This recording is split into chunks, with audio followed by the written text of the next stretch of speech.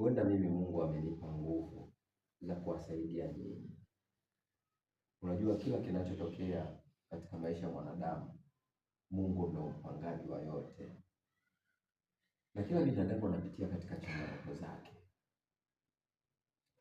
Hapo cha kumshukuru Mungu kuwa amewakutanisha. Mimi wala sikujua kama mimi ni ndugu, ila tu imani yangu Mwenyezi Mungu amenipa niwasaidie nyinyi. Mwisho wa siku kumbe nakuja kuwakutanisha ndugu.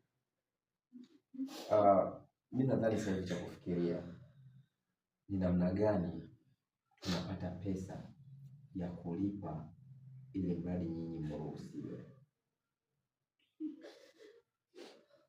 Kakaangu, hatuna hata shilingi 10. Na dada yetu nimemuona hapo, hana hata shilingi 100. Dada, hebu naomba mpigie kaka, labda anaweza kupatikana akatusaidia.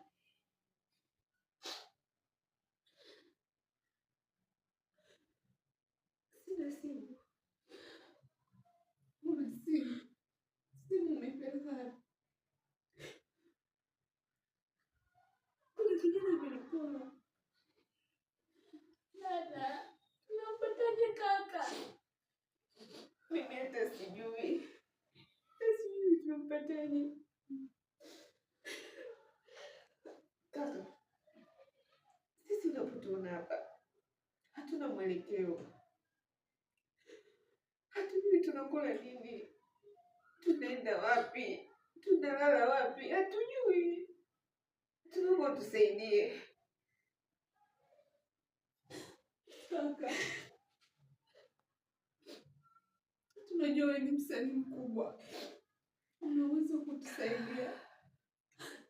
Kwenye interview yako nishawahi kusikia kabisa ukisema kuwa unaweza kumsaidia